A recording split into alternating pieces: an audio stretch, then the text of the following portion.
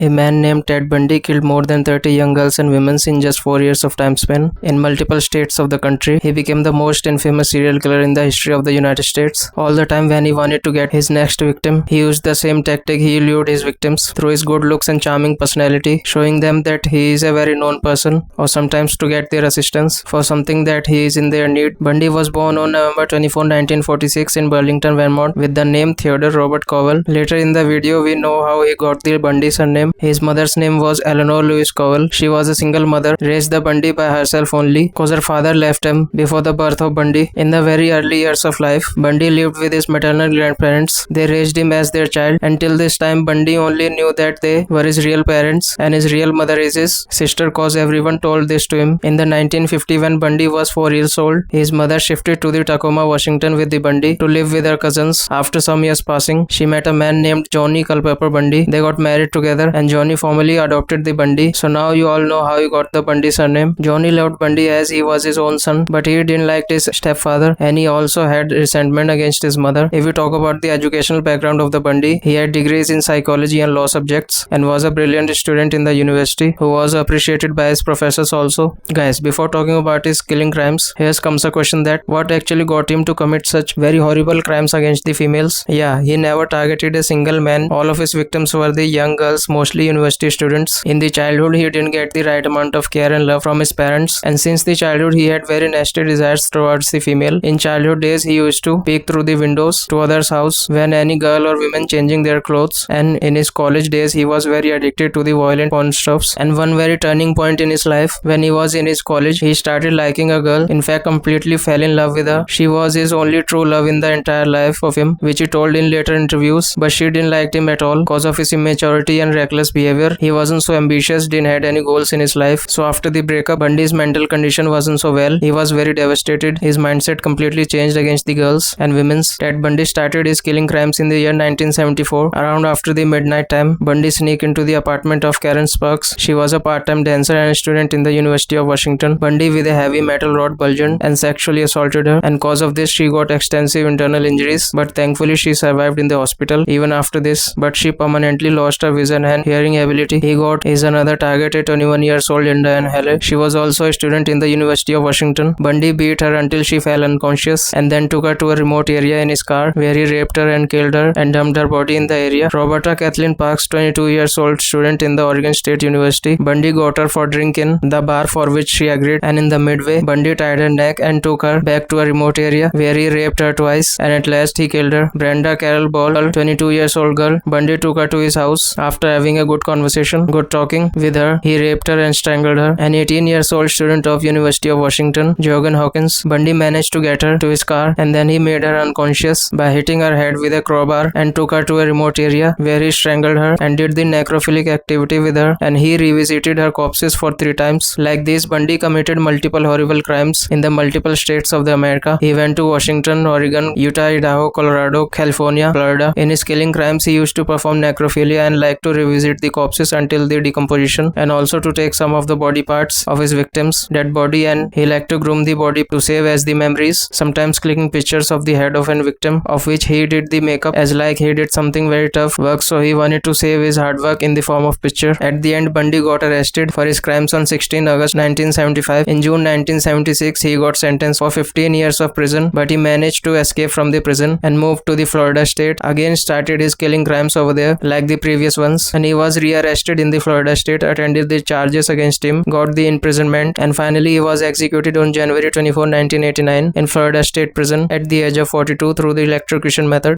A man who tortured, raped and killed more than 15 people in just 1 year between 1984 to 1985, and also involved in multiple burglaries, also known as Night Stalker or Walk-in Killer. Richard Levia Munoz Ramirez was born in El Paso, Texas on February 29, 1960 to Mercedes Munoz and Julian Tapia Ramirez. His parents were the Mexican immigrants and he was youngest among his siblings. The father of Ramirez wasn't a good man. He used to abuse him a lot, and cause of this Ramirez got serious brain damage. In early life, life years, he got temporal lobe epilepsy, aggressivity, and hypersexuality disorders. Ramirez started drugs and alcohol at very early age when he was just 10 years old. In his childhood, Ramirez got the company of his cousin, who was a Vietnam War veteran. He used to tell him about his war crimes in the Vietnam War. He told that how he forcefully raped Vietnamese women and dismembered their bodies by showing photos to Ramirez, and he was very fascinated by all of this. It might be the foundation of his later crimes of he did apart from his mental illness. He didn't get the right amount of company in his childhood. The cousin of Ramirez also taught him the military skills like killing tactics and other which he used in his crimes. Ramirez also had the interest in the Satanism and the other occult practices, which also boosted the occurrence of his crime by him. In his teenage, Ramirez started taking heavier drugs and dropped out of the school. This was the beginning of his cruelty. He used to kill animals, and he also involved in multiple crimes in his teenage, and cause of his drug habits, he started committing burglaries to fund his habits. He was always in the effect of drugs and alcohol. At this time, he shifted from the Texas to the California and started his crimes in the California state. Ramirez used multiple weapons to commit his crimes. He used to strangle his victims after raping them and also tortured them by electric shock and got the pleasure in it. His first victim was a 9-year-old girl in San Francisco whom he raped and killed. In June 1984, Ramirez entered in the house of an old lady. He stabbed her at multiple parts of her body and ultimately she died. In his multiple crimes, his modus operandi was same. He used to enter in the house of people and find his target, forcefully took the control over them and raped them, ultimately killed them by his weapons, gun or other, or by strangling them. He also used to torture some of his victims who wanted to escape from him. Ultimately, Ramirez got arrested on August 31st, 1985, cause of his multiple crimes in the California, and in the court his trial began on July 22, 1984. On September 20, 1989, Ramirez was convicted of all the murders and rape crimes which he committed, and for his burglary crimes also. On November 7, 1989, he was sentenced to death in California gas chamber. He died in June 7, 2013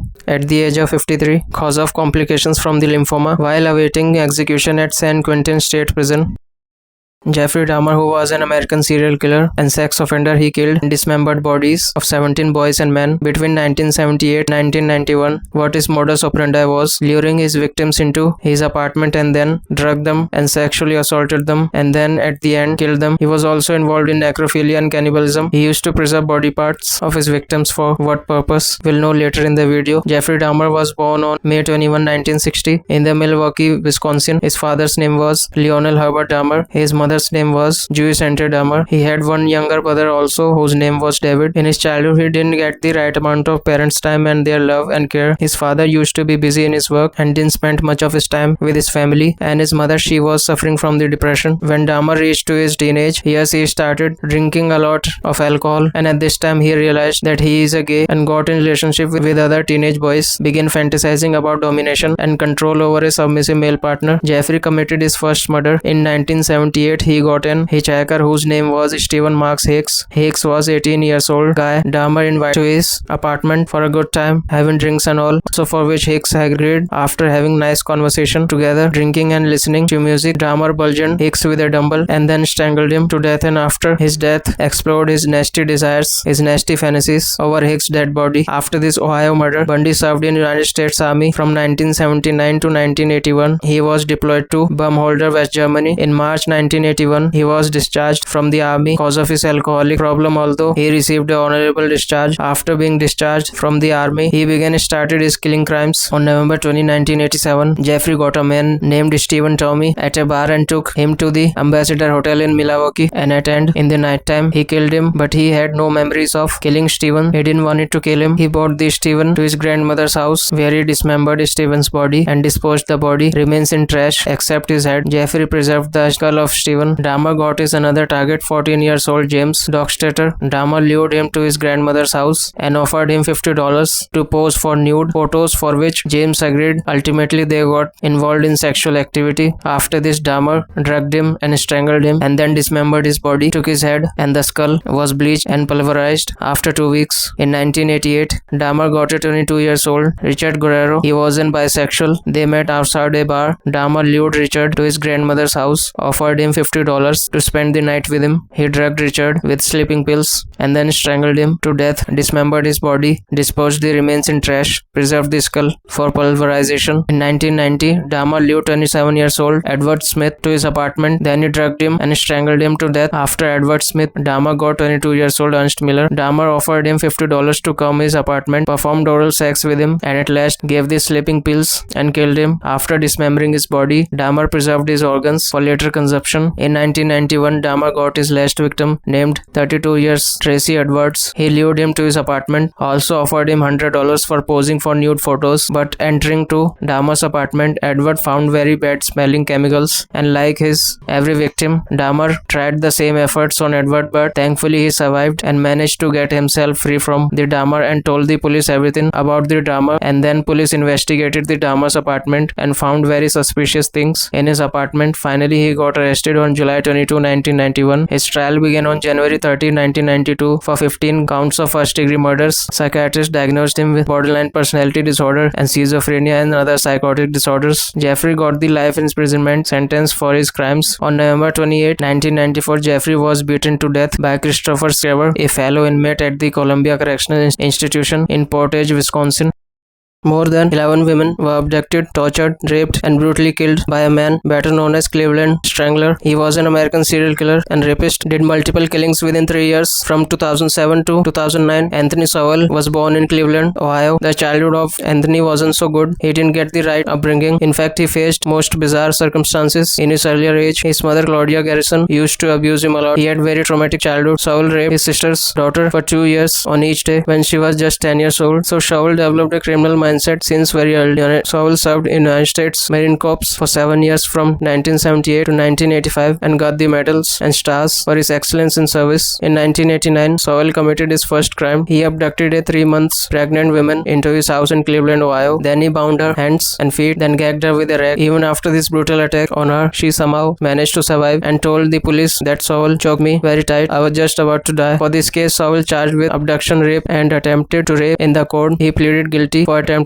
rape and got 15 years of imprisonment. He released from the prison in 2005. Instead to live like a normal being, he again started his crimes, and this time more brutally. He killed 11 women inside his house. All the time his modus operandi was the same. He lured women into his house, sometimes for drugs and sometimes just to hang out, have a good time. Initially his victims didn't get him that what is the real intentions of him. They found him very generous, decent man. They were most of the time agreed with him, and once he got control over them, he bound them, then started torturing them, raped them, and at last killed them and dismembered their bodies and buried them deep in the ground in his backyard of his house. And also he liked to keep their body parts of most of his victims, for which his neighbors complained so many times that so much of bad smell is coming out from the house of Sowell. His most victims were African American women who were pregnant. Yes, most of his victims were pregnant women whom he killed. It was very much possible that he had very traumatic childhood because of the torture of his mother, had very bad image of her in his mind. Most of the time his victims was African American women, so he had the angry feeling towards the women. Maybe he got the feelings that all the women are evil. Sowell was arrested in 31st October 2009. In the investigation in his house, police found multiple dead bodies buried in his backyard. Body parts of women had in the plastic bag, put it in the basket. It was confirmed that he killed all these women by DNA testing. Ultimately on September 14, Sowell got the death sentence for his crime, and on February 8, 2021, Sowell died because of a disease in Ohio Prison Hospital.